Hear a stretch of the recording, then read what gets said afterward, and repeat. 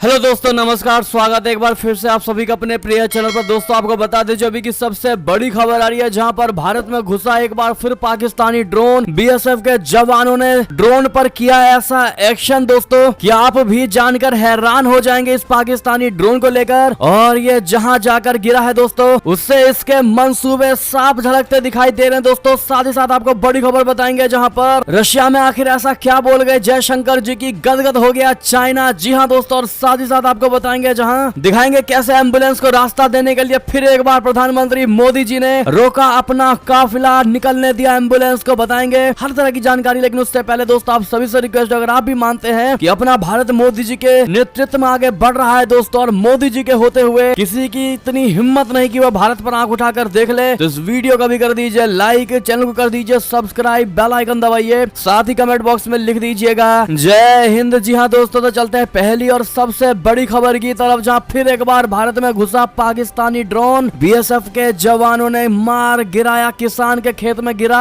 बता दे, पाकिस्तानी ड्रोन भारतीय इलाके में चला आया था। हमारे सीमा सुरक्षा बल के जवानों की उस पर नजर पड़ी, जवानों ने उसे फौरन मार गिराया। वो ड्रोन पंजाब के फिरोजपुर जिले के गांधू किलचा गाँव में एक किसान के खेत में गिरा। उसे खोजते हुए पुलिस एवं सुरक्षा बल के जवान वहां पहुंचे, तो गाँव वाले भी उसे देखने में जुटने लग गए। जी हाँ दोस्तों, पाकिस्तानी ड्रोन की तस्वीरें सामने निकल कर आई हैं दोस्तों, जो आप स्क्रीन पर देख पा रहे होंगे। बीएसएफ की ओर से इस बारे में मीडिया को ब्रीफिंग दी गई है दोस्तों। अधिकारियों ने बताया है कि जो ड्रोन भारतीय क्षेत्र में प्रवेश करते समय शूट किया गया, वो एक हेक्साकॉप्टर ड्रोन था। उसे एक खेत से बरामद कर लिया गया है। इसके अलावा इलाके में सघन तलाशी ली जा रही है। जी हाँ दोस्तों, बीएसएफ के अधिकारी ने कहा है कि जब ड्रोन के आने की आशंका हुई तो क्षेत्र की घेराबंदी कर दी गई थी। उन्होंने कहा कि पाकिस्तान की ओर से आए रोज नापाक हरकतें की जा रही हैं। कभी उस तरफ से ड्रोन भेजे जाते हैं, तो कभी तस्करों के जरिए हथियार पहुंचाए जाते हैं, ड्रग्स पहुंचाए जाते हैं, इलीगल सामान पहुंचाए जाते हैं। दोस्तों, भारतीय सुरक्षा बल बीते 6 महीने में पाकिस्तान के कई ड्रोनों को शूट कर चुके हैं। और जो हमारे साथ जुड़े हैं दोस्तों, वो खबरें सुनते ही होंगे हमारे माध्यम से। साथ ही बता दें, कुछ ड्रोन गोलीबारी के कारण आधे रास्ते से ही वापस लौट जाते हैं। ऐसा भी होने को देखने को मिलता है दोस्तों। दुश्मनों की साजिशों से निपटने के लिए बीएसएफ स्थानीय लोगों की मदद भी ले रही है। बीएसएफ की ओर से कहा गया है कि कोई भी नागरिक पाकिस्तानी हरकतों के बारे में सटीक सूचनाएं देगा तो उसको पुरस्कार दिया जाएगा, उसको पुरस्कृत किया जाएगा। जी हाँ दोस्तों, ऐसे में भारतीय जवानों ने हर बार पाकिस्तान के मंसूबों को दोस्तों नाकाम करके रख दिया। ऐसे में अपने जवानों को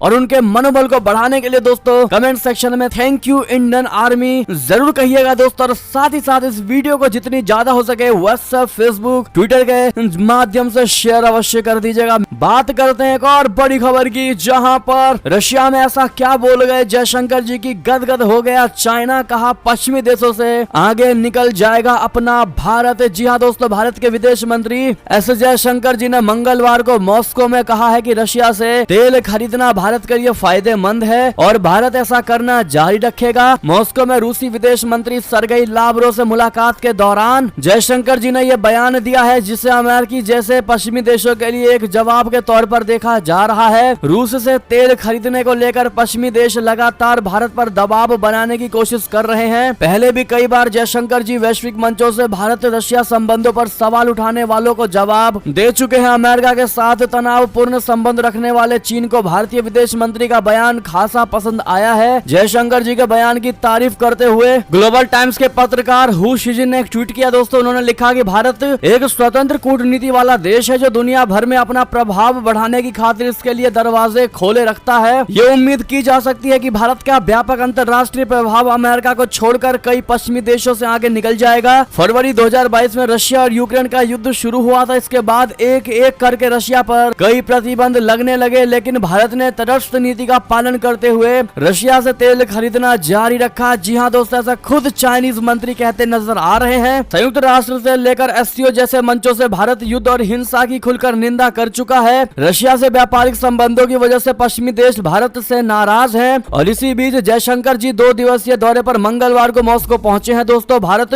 रूस संबंधों पर बोलते हुए विदेश मंत्री ने कहा है कि दोनों देशों के बीच बेहद मजबूत और समय की कसौटी पर परखे हुए संबंध हैं। अपने भाषण में जयशंकर जी ने कहा कि कोरोना वायरस महामारी, वित्तीय दबाव और व्यापारिक कठिनाइयों ने वैश्विक अर्थव्यवस्था पर बहुत बड़ा असर डाला है। अब इसके ऊपर हम यूक्रेन युद्ध के नतीजे देख रहे हैं। जी हाँ दोस्तों, ऐसे में जयशंकर जी के इन बयानों को मोदी जी के बयान से अलग बिल्कुल नहीं देखा जा रहा है दोस्तों। और अमेरिका ने बताया कैसे इतने करीब है भारत और रशिया। जी हाँ दोस्तों, अमेरिकी नेट प्राइस से पूछा गया कि भारत कैसे चीन के बाद रशिया का सबसे बड़ा तेल ग्राहक बन गया है और मॉस्को संग नई दिल्ली का व्यापार संबंध बढ़ता जा रहा है, तो अमेरिका इस मुश्किल घड़ी में रशिया से दूर रहने के लिए भारत को मनाने में सक्षम क्यों नहीं है। तो इसका जवाब देते हुए उन्होंने कहा कि हमने हाल के महीनों में कई बार अपने भारतीय समकक्ष संघ भारत अमेरिका संबंधों पर चर्चाएं की है। अमेरिका ये मानता है कि भारत रशिया का संबंध दशकों पुराना रहा है और ये संबंध तब बना जब शीत युद्ध का वक्त चल रहा था। अमेरिका उस वक्त भारत संग एक आर्थिक भागीदार, एक सुरक्षा भागीदार और एक सैन्य भागीदार बनने की स्थिति में नहीं था। जी हाँ दोस्तों, बढ़ते एक और बड़ी खबर की तरफ, जहां पर जम्मू कश्मीर से एक बड़ी ही भयावह खबर आ रही दोस्तों, जहां गलती से सेना के जवान के हथियार में हुआ विस्फोट, गोली चलने से दूसरे जवान की हो गई मौत। जी हाँ दोस्तों, जम्मू कश्मीर के पुंछ जिले में तैनात एक जवान के हथियार में आग लग गई, जिससे हथियार से गोली निकल गई और एक अन्य जवान को लग गई। इससे जवान की मौत हो गई। और इस घटना के संबंध में जानकारी देते हुए सेना के अधिकारियों ने बताया है कि जिस जवान की मौत हुई है वो तमिलनाडु के गुडलूर गांव का रहने वाला था। 27 वर्षीय जवान का नाम ईश्वरन था। जवान की तैनाती एलओसी के मनकोट सेक्टर में थी। अधिकारियों के मुताबिक एक जवान के हथियार में अचानक से विस्फोट हो गया, जिससे निकलने वाली गोली दूसरे जवान को लग गई और वो घायल हो गया। ड्यूटी पर तैनात अन्य जवानों की मदद से ईश्वरन को मेंढर के एक उप जिला अस्पताल लेकर जाया गया, जहां डॉक्टरों ने उसे मृत घोषित कर दिया। तो वहीं पोस्टमार्टम के बाद जवान के शव को परिजनों को सौंप दिया गया है। तो वहीं मामले में पुलिस ने सीआरपीसी की धारा 174 के तहत जांच शुरू कर दी है दोस्तों। ऐसे में उस जवान को श्रद्धांजलि आप लोग अवश्य दीजिएगा। साथ ही साथ बढ़ते और बड़ी खबर की तरफ, जहां पर भारतीय मूल की एक और महिला ने अमेरिका में रचा इतिहास, संभालेंगी अब ये सबसे बड़ी जिम्मेदारी। जी हाँ दोस्तों, अरुणा मिलर मैरीलैंड में पद संभालेंगी। भारतीय अमेरिकी महिला अरुणा मिलर बुधवार को मैरीलैंड में लेफ्टिनेंट गवर्नर का पद संभालने वाली पहली अप्रवासी बन गई है। 58 वर्षीय डेमोक्रेट अरुणा मिलर के बारे में कहा जाता है कि उनकी जड़ें भारत के हैदराबाद से जुड़ी हुई है। जब वो महज 7 साल की बच्ची थी, उसी समय फैमिली ने भारत छोड़कर अमेरिका में बसने का फैसला लिया था।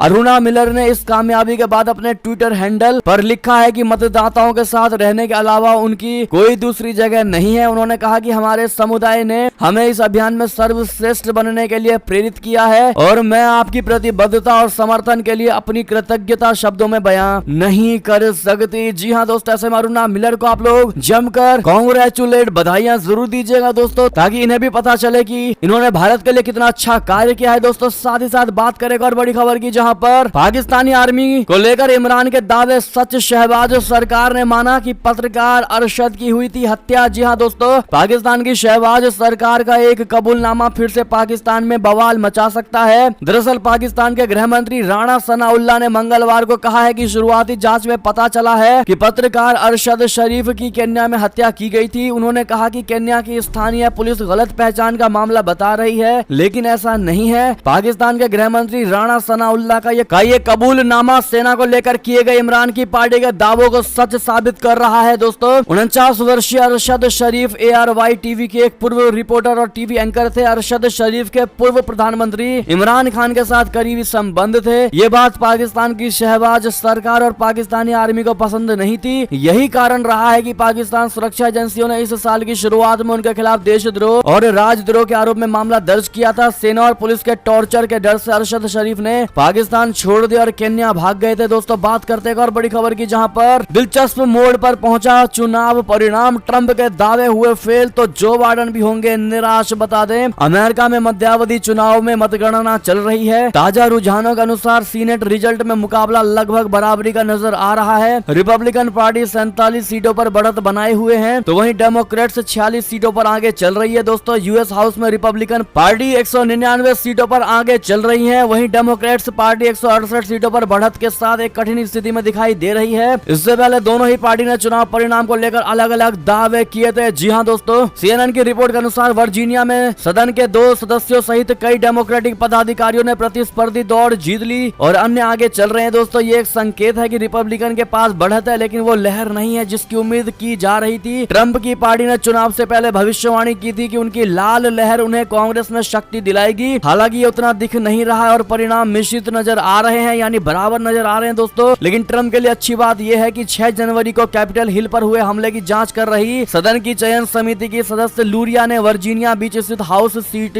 गंवा दी है। जी हाँ दोस्तों, साथ ही साथ अंतिम खबर की बात करें, जहां एम्बुलेंस को रास्ता देने के लिए प्रधानमंत्री मोदी जी ने रोका काफिला, कांगड़ा से आया ये वीडियो। जी हाँ दोस्तों, आप सभी को बता दें कि फिर एक बार मोदी जी ने सबका दिल जीत लिया है। दोस्तों, प्रधानमंत्री नरेंद्र मोदी जी हिमाचल प्रदेश के प्रचार के लिए लगातार रैलियां कर रहे हैं। आज उनके देवभूमि हिमाचल में कई कार्यक्रम है और इस बीच एक चुनावी रैली से पहले बुधवार को प्रधानमंत्री नरेंद्र मोदी जी का काफिला कुछ देर के लिए रुक गया। ये घटनाक्रम कांगड़ा में देखने को मिला है दोस्तों, जहां पर एक एम्बुलेंस को रास्ता देने के लिए पीएम मोदी जी ने खुद अपना काफिला रुकवा दिया। हिमाचल प्रदेश में आज हमीरपुर की रैली से पहले पीएम मोदी जी ने सभा स्थल पर जाते समय लोग उस समय हैरान रह गए जब प्रधानमंत्री मोदी जी का काफिला अचानक रोक दिया गया और इस हिमाचल यात्रा के दौरान पीएम मोदी जी का मानवीय रूप एक बार फिर देखने को मिला है। ऐसे में दोस्तों, हमें मोदी जी पर गर्व है और मोदी है तो मुमकिन है कहना कमेंट में बिल्कुल मत भूलिएगा। साथ ही साथ ये थी अब तक की सारी बड़ी खबरें। दोस्तों, आपको हमारी खबर कैसी लगी? आशा करता हूँ बहुत अच्छी लगी होगी। अगर थोड़ी भी अच्छी लगी है तो इस वीडियो को भी अपने भाई बंधुओं में व्हाट्सएप, फेसबुक, ट्विटर के जरिए पूरे भारत में शेयर करना